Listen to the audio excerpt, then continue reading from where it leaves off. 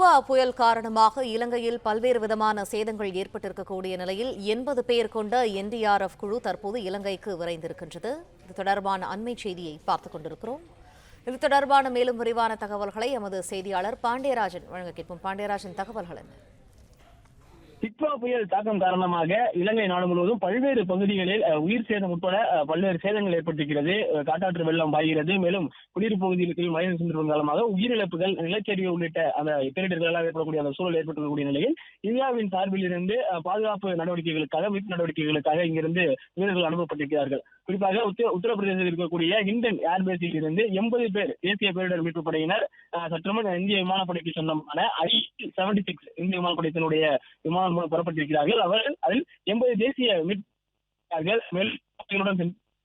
பணியில் சிக்கியிருப்பவர்களை மீட்பதற்காக மோப்ப நாய்கள் அங்கே அனுப்பப்பட்டிருக்கிறது.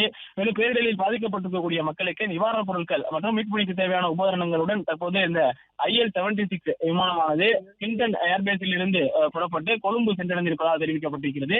இந்தியாவிலிருந்து இலங்கையில் இருக்கக்கூடிய மக்களை மீட்பதற்காக பல்வேறு நடவடிக்கைகள் மேற்கொண்டிருப்பதாக வெளியுறவுத்துறை அமைச்சர் தெரிவித்திருந்தார். இந்நிலையில் நேற்று இரவே ஏற்கனவே ஒரு விமானம் 12 டன் நிவாரணப் பொருட்களுடன் அங்கே சென்றிருக்கிறது. INS உதயகிரி, INS விக்ராந்த் போர்க்கப்பல்கள் மூலமாக அங்கு சென்று அந்த மீட்பு பணியில் ஈடுபடுவதற்காக வீரர்கள் சென்றிருக்கிறார்கள். மேலும் நிவாரணப் பொருட்களும் கொண்டு செல்லப்பட்டிருக்கிறது. இந்நிலையில் மீட்பு பணிகளில் உதவி செய்வதற்காக 80 தேசிய பேரிடர் மீட்பு படையினர் 4 பெண்கள் உட்பட அங்கே சென்றிருக்கிறார்கள்.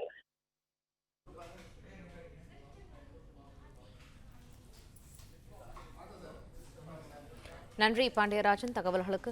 பிளே ஸ்டோர் மற்றும் ஆப் ஸ்டோரில் இருந்து பாலிமர் செயலியை QR கோடு மூலம் பதிவிறக்கம் செய்யுங்கள்.